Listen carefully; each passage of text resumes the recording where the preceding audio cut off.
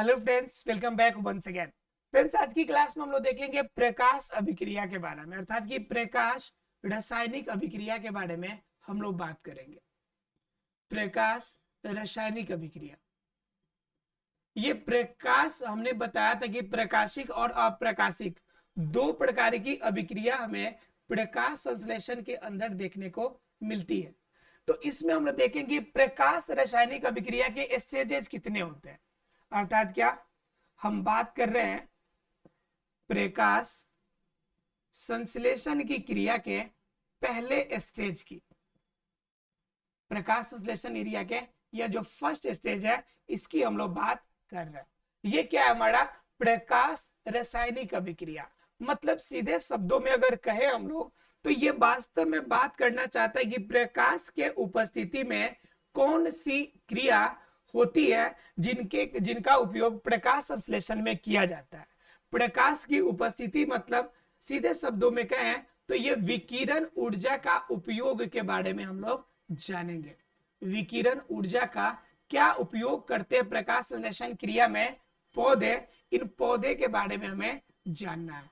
ठीक है, तो चलिए हम बात करते हैं कि विकिरण ऊर्जा का सदुपयोग अर्थात उपयोग किया कैसे जाता है, अर्थात प्रकाश संश्लेषण क्रिया में इस विकिरण ऊर्जा का उपयोग होता कैसे है।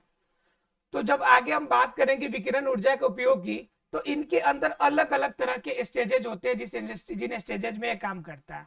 मैंने कल बताया था आपको कि विकिरण ऊर्जा का उपयोग मेनली तब किया जाता है जब H2O को अर्थात कि जल का अपघटन करना होता है। क्या करना पड़ता है? जल का अपघटन करना होता है। सीधे शब्दों में तो हमारा आंसर बिल्कुल आसान है कि विकिरण ऊर्जा का उपयोग जल के अपघटन के लिए किया जाता है, लेकिन सार्थकता के बेस पर देखें तो यह आपका सिर्फ एक जल के अपघटन का नहीं बल्कि अलग अलग फॉर्म में भी इनका इस्तेमाल उपयोग किया जाता है। हालांकि यह अभिक्रिया जो होती है काफी कम समय की होती है और यह क्रिया आपकी जनरली क्लोरोप्लास्ट के ग्रेना वाले भाग में होती है। कहां पे होती है? जो आपका क्लोरोप्लास्ट है उस क्लोरोप्लास्ट के ग्रेना वाले पार्ट में यह क्रिया होती है। अब जब ये पता चल गया हमें कि क्लोरोप्लास्ट के ग्रेना वाले पार्ट में होगा और इनके अंदर मेनली जल अपघटन की क्रिया होगी, तो इनके स्टेजेस को देख लेते हैं कि विकिरण ऊर्जा की जल के अपघटन के लिए कैसे पहुंच पाती है। वास्तव में क्या विकिरण ऊर्जा डायरेक्ट जल के अपघटन क्रिया में भाग लेती है या फिर इनके जगह पे कोई और ऊर्जा होती है जो इस अभिक्रिया में भाग लेती है। ठीक है, तो इनके स्टेजेस को देखेंगे।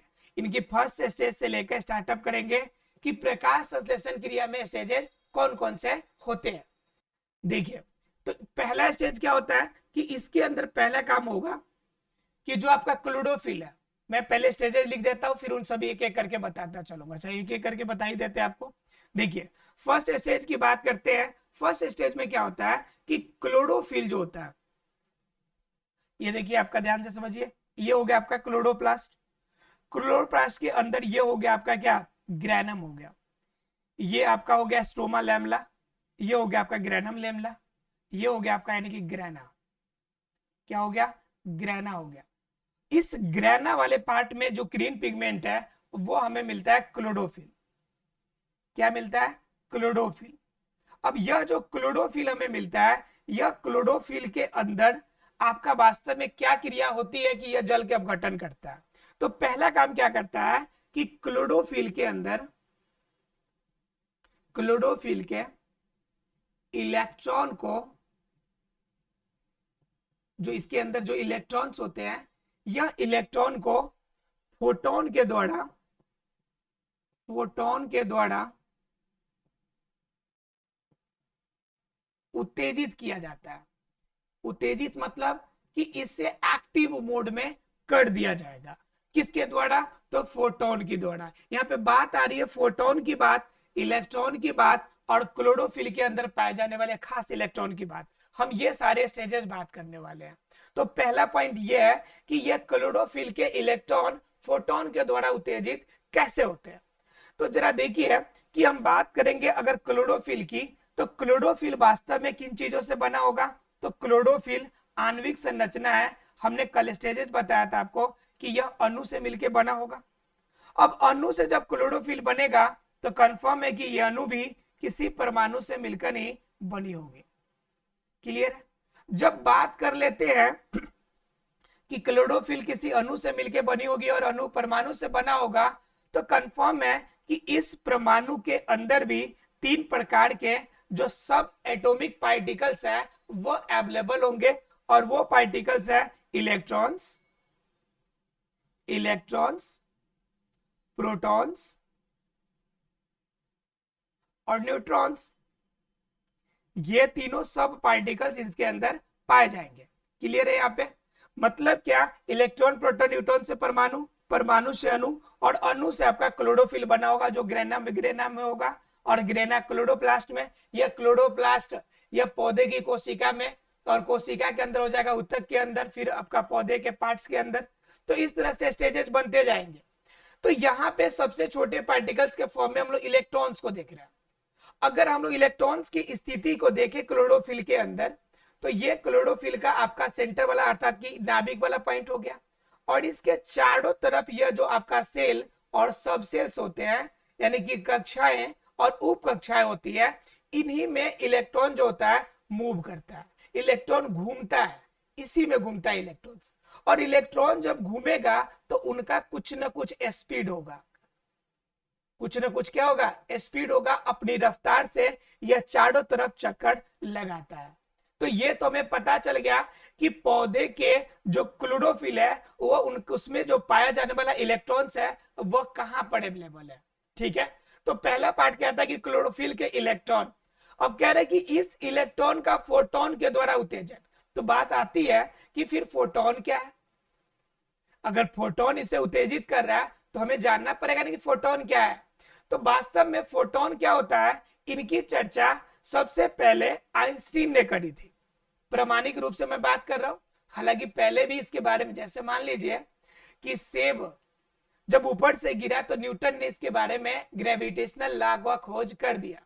ऐसा थोड़े है कि न्यूटन से पहले किसी ने ऐसा देखा ही नहीं था कि सेब नीचे की तरफ गिरता है, या फिर जेम्स वाट से पहले किसी ने देखा ही नहीं था कि जब चावल बनेगा तो उसके ढक्कन ऊपर की तरफ जाएंगे वेपर की वजह से, भाप की वजह से। ऐसा बिल्कुल भी नहीं है। साइंस कहता है कि जिसने अपनी सुझाव दिया उसके नाम नहीं होते, जो सबके सामने उस क्रिया को साबित कर देगा, सिद्ध कर देगा, नाम सिर्फ उसी का होता है।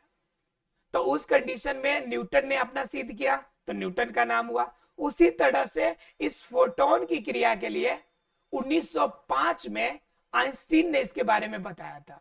कब बताया था? 1905 में आइंस्टीन ने। क्या बताया आइंस्टीन, जरा समझिए इनकी बातों को, इनके बातों को ऊपर लिख देते हैं क्या, देखिए समझिए जरा। ये आइंस्टीन कहते हैं, 1905 की बात मैं कर रहा हूं अभी, ठीक है, घटना थोड़ा सा पीछे चलते हैं। फोटोन, इनकी बात हम कर रहे हैं 1905 की, और बात कर रहे हैं हम लोग आइंस्टीन की, आइंस्टीन की, राइट। अब ये आइंस्टीन जो थे 1905 में क्या किया, तो इन्होंने कहा कि जो प्रकाश होती है उस प्रकाश के अंदर भी छोटे छोटे कण होते हैं। लोगों ने कहा ये कौन सी बात होगी भाई, प्रकाश तो लाइट देती है, उसके अंदर कण कहां से पाए जाएंगे। इन्होंने कहा नहीं भाई, प्रकाश के अंदर भी कण पाए जाते हैं, पार्टिकल्स होते हैं छोटे छोटे। कहे कि ठीक है मान लेते हैं। और इन्होंने कहा कि प्रकाश के अंदर एक छोटा छोटा कण पाया जाएगा, यह कण मिलकर प्रकाश को एक शक्ति, एक पावर, एक ऊर्जा देने वाली है। और इन कण के कारण ही प्रकाश के अंदर यह क्षमता होती है कि वह कहीं भी ट्रैवल कर सकती है, कहीं भी चली जाती है। तो यह जो कण इसके अंदर पाए जाएंगे, इस कण को इन्होंने नाम दिया था फोटोन। क्या नाम दिया था इसको? फोटोन। अर्थात कि प्रकाश के अंदर पाए जाने वाले छोटे छोटे पार्टिकल्स है वह क्या कहलाएंगे? फोटोन कहलाएंगे। फिर लोगों ने यह कहा कि चलिए मान लेते हैं कि यह कण को हम फोटोन कहेंगे, लेकिन बताइए इस कण का एक साथ होने का क्या मतलब है? काम तो कुछ करता नहीं है, ऐसे ही सिर्फ लाइट आती है, हम लोग देख लेते कोई चीज है। तो कह रहा है कि जब देखते हैं आप, तो देखने के समय में यह पार्टिकल्स, ये कण आपकी मदद करते हैं। दृश्य प्रकाश हो, अदृश्य प्रकाश हो, पराबैंगनी किरणें हो और रक्त किरणें हो, यानी कि छोटी तरंग दैर्घ्य वाली किरणें हो, लंबी तरंग दैर्घ्य की किरणें हो। जैसे लंबी तरंग दैर्घ्य वाली किरणें कौन हो जाएंगी, जो आपकी क्या होती है, जो आपका रेड कलर में होती है, जैसे इंफ्रारेड है। तो ये क्या होगी, इनकी जो आपकी वेव लेंथ होती है वो लंबी होती है। वहीं पे आप चले जाइएगा बैगनी की तरफ, जैसे पराबैंगनी किरणें, अल्ट्रावायलेट रेज, तो उनकी क्या होती है, उनकी जो वेव लेंथ होती है वो छोटी हो जाती है। इन सब के अंदर जो भी प्रकाश देने वाली है, सब के अंदर फोटोन पाया जाएगा। और फोटोन जब सम्मिलित रूप से रहेगा और यह जिस ऊर्जा का उत्पादन करेगा, जो ऊर्जा इस फोटोन के अंदर होगी, उस ऊर्जा को हम कहेंगे क्वांटम। क्या कहते हैं हम लोग, क्वांटम के नाम से जानते हैं। Quantum stage by stage, step by step, हर जगह पर इनका ऊर्जा का मान जो होता है अलग अलग फॉर्म में पाया जाता है। ठीक है, ये किन्होंने बताया, आइंस्टीन ने बताया। ठीक है, कि फोटोन और फोटोन की जो एनर्जी मिलेगी यह क्वांटम मिलेगी, और यह जो ऊर्जा होती है, ऊर्जा की मात्रा बहुत अधिक होती है, यानी कि भेदन क्षमता इस ऊर्जा की बहुत अधिक मानी जाती है। क्लियर है यहाँ पे। जब आपको फोटोन और क्वांटम पता चल गया, तो अब जानना हमें यह है कि आपका आइंस्टीन ने जिस इस फोटोन का खोज किया, यह इलेक्ट्रॉन को उत्तेजित करने में कैसे मदद करता है। तो दरअसल क्या होता है कि हमने बता दिया कि प्रकाश के साथ ये पूरी पावरफुल एनर्जी है। अब समझिए कि ये आपका मान लीजिए कि क्लोरोफिल का यह एक आपका परमाणु है। अब इस परमाणु के पास यह फोटोन क्वांटम जो है आपका पूरी पावर, पूरी एकदम क्षमता के साथ, पूरी कैपेसिटी लेकर यहां पे पहुंच जाती है। अब पूरी कैपेसिटी के पास पहुंचने के बाद क्या होगा, तो यहाँ पे होगा ये कि बाहर जो इलेक्ट्रॉन नजर आ रहा है उस पर प्रेशर बनाएगा। मान लीजिए कि इंसान बाहर खड़ा हुआ है, एक बार 10-20 आदमी का झुंड आ जाए, तो बताइए क्या वह अपने नॉर्मल कंडीशन में चल पाएगा क्या, एक आदमी इंसान नहीं चल पाएगा, धक्का मारेगा, हो सकता है अपने ट्रैक से बिछल के दूसरे के ट्रैक में जाके एंट्री कर ले। ठीक है, तो जिस समय यह नॉर्मल कंडीशन में अपने बेग में चल रहा था, अपनी कक्षा में रन कर रहा था, तब तक तो कोई बात नहीं थी, यह इसकी मूल अवस्था थी। यह इनकी कौन सी अवस्था थी, जब अपने नॉर्मल कंडीशन में इलेक्ट्रॉन मूव कर रहे थे, तो यह इसकी मूल अवस्था थी। मूल अवस्था थी मतलब क्या, इलेक्ट्रॉन जो होंगे प्रॉपर परमाणु के तरीके से आपका जा रहे हैं, उनके अंदर पाए जाने वाले एनर्जी के लेवल से काम कर रहा है। लेकिन जैसे यह क्वांटम इनके पास पहुंचता है, जैसे ये फोटोन जी महाराज यहाँ पे पहुंचते हैं पूरी एनर्जी लेकर, एकदम पावरफुल ग्रुप लेकर, ये बेचारे इलेक्ट्रॉन की स्थिति, मूल अवस्था जो होती है, बिगाड़ देते हैं। अब मूल स्थिति बिगाड़ने का मतलब क्या है कि इतना ज्यादा यह एनर्जी यहाँ पे देते हैं कि इलेक्ट्रॉन जिस स्पीड से चल रहा है, मान लीजिए हम बात करते हैं, हालांकि स्पीड जितनी मैं बताऊंगा उतनी स्पीड से कुछ नहीं, उनसे बहुत ज्यादा स्पीड से काम करती है। ठीक है, मैं अगर बात करूं तो अगर देखिए इसकी अगर बात करते हैं, जैसे मान लीजिए कि हम एग्जाम्पल के तौर पे कहते हैं 150 किलोमीटर पर घंटा की रफ्तार से अगर चल रही थी, ठीक है, हम इसको माइक्रोमीटर में मापेंगे। ठीक है, उनकी स्पीड उसी में मापी जाती है। ठीक है, लेकिन यहाँ पे हम आपको बात कर रहे हैं समझाने के लिए कि अगर इसकी स्पीड 150 किलोमीटर पर घंटा थी, बेचारे क्वांटम आए और क्वांटम वाला जो एनर्जी है इसकी स्पीड को बढ़ाकर एक ही बार में 450 किलोमीटर पर घंटा की रफ्तार कर दिया। अब बताइए, जो चीज 150 किलोमीटर पर घंटा की रफ्तार से चल रही थी, अब वो रफ्तार 450 किलोमीटर पर घंटा की हो गई है। अब बताइए क्या वह अपनी सेल के अंदर वह प्रॉपर तरीके से रन कर पाएगा क्या? बिल्कुल भी रन नहीं करेगा। जब वो रन सही तरीके से, प्रॉपर तरीके से नहीं कर पाएगा, तो फिर यह अपने सेल को छोड़ेगा कि नहीं? तो इस कंडीशन में, जिस लाइन में, जिस सेल के अंदर, जिस सब सेल के अंदर वह रन कर रहा है, वह स्थिति उनकी बिगड़ जाती है। जैसे अगर सेल में होगा तो KLMNO में किसी एक में पाया जाएगा, लेकिन वह अगर सब सेल में होगा तो SPDF किसी एक में पाया जाएगा। अब ये रन कर रहा है, तो मान लीजिए कि ये कंडीशन डी कंडीशन में था, डी सब सेल के अंदर था। अब डी सब सेल के अंदर इतने स्पीड का बैलेंस करने की क्षमता नहीं थी, तो इसके सटे हुए आपका क्या था, पी वाला कंडीशन था। अब क्या हो गया कि डी से बैलेंस बिगड़ा है, तो इससे तेज रफ्तार वाला जो ट्रैक था उसमें चला गया। अब बताइए डी से निकलकर इलेक्ट्रॉन पी वाले कक्षा में चला गया, पी वाले सबसेल में चला गया, तो बताइए ये इसकी स्थिति में उत्तेजना हुआ कि नहीं, इनके स्पीड में चेंजेस हुआ कि नहीं। तो यह जब इलेक्ट्रॉन अपनी मूल अवस्था से फोटोन के कारण अपनी कक्षा को छोड़कर दूसरी कक्षा में चले जाते हैं, जैसे देखिए निकल के इधर जा रहा है, ये देखिए स्पीड बढ़ा इधर आ गया, देख रहे हैं।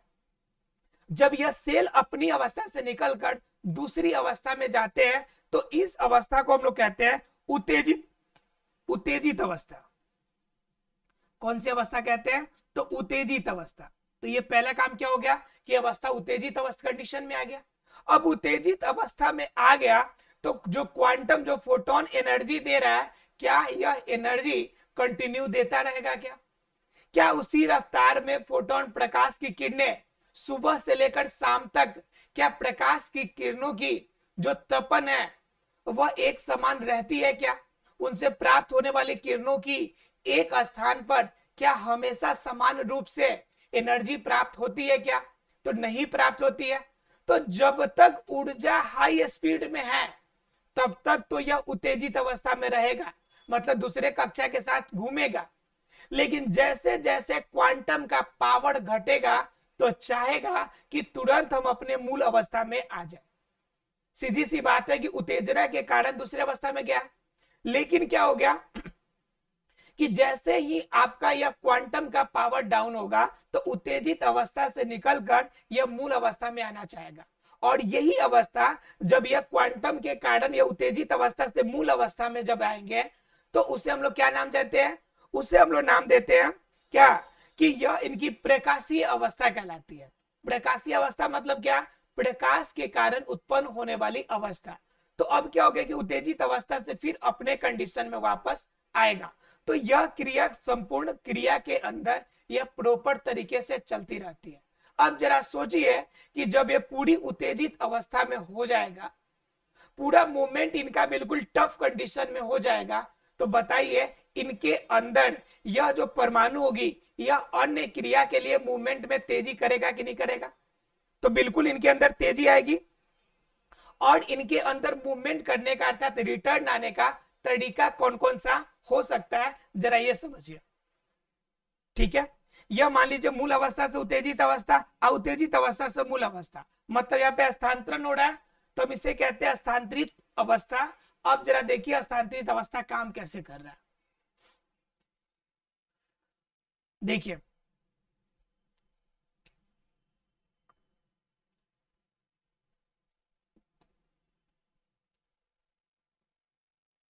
ये मान लीजिए कि मूल अवस्था है, मूल अवस्था,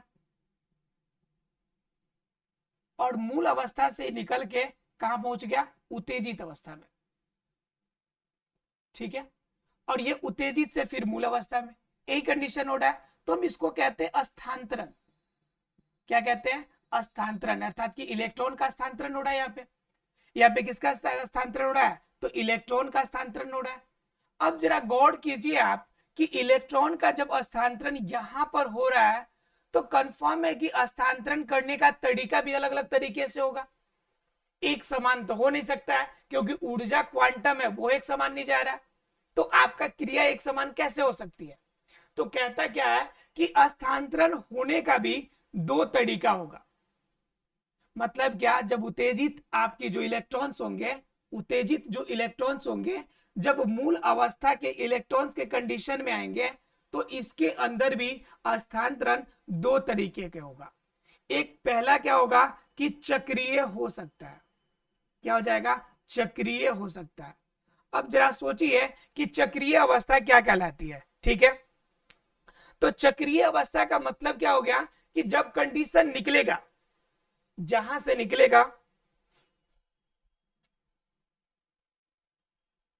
फोटो बनेगा तो आसानी से समझ में आएगा, दिखाते हैं आपको फोटो बना के हम।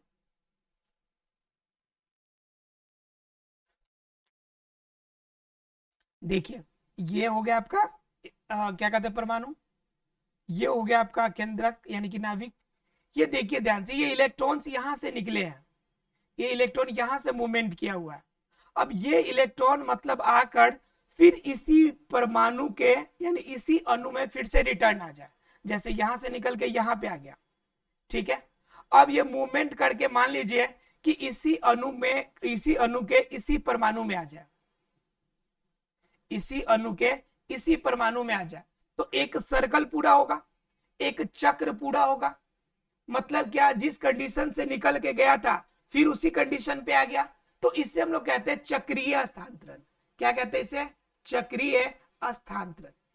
चक्रीय हस्तांतरण का मतलब क्या, जिस अणु से इलेक्ट्रॉन निकलेगा फिर उसी अणु में आकर वापस पहुंच जाए, तो उसे क्या बोलेंगे हम लोग? चक्रीय हस्तांतरण बोलेंगे।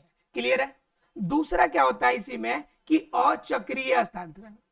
तो अब क्लियर हो गया होगा कि जब चक्रीय हस्तांतरण ये कहता है तो अचक्रीय, जिसमें सर्कल नहीं बनेगा। तो मान लीजिए इलेक्ट्रॉन यहां से निकला है और यहाँ पे एक और अणु के आपके परमाणु यहाँ पर है। अब यहां से निकलकर यह बढ़ते हुए इस अणु में न जाकर दूसरे अणु में चला गया। तो दूसरे अणु में चला गया तो बताइए क्या इलेक्ट्रॉन का एक सर्कल पूरा हुआ क्या यहाँ पर? तो सर्कल पूरा नहीं हुआ। तो जब सर्कल पूरा नहीं होगा तो उसे कहेंगे हम अचक्रीय हस्तांतरण। आशा फ्रेंड्स ये क्लियर हो गया होगा कि प्रकाश रासायनिक अभिक्रिया के अंदर क्लोरोफिल के इलेक्ट्रॉन फोटोन के द्वारा उत्तेजित कैसे होते हैं। तो ये पहला स्टेप था। हम इसके बाद और भी स्टेप जानेंगे कि प्रकाश रासायनिक अभिक्रिया में कौन कौन सी क्रिया होती है, लेकिन आज का ये क्लोरोफिल के इलेक्ट्रॉन फोटोन के द्वारा उत्तेजित कैसे होते हैं, आशा है कि क्लियर हो गया होगा। मिलते हैं अगले क्लास में, तब तक के लिए thank you very much friends.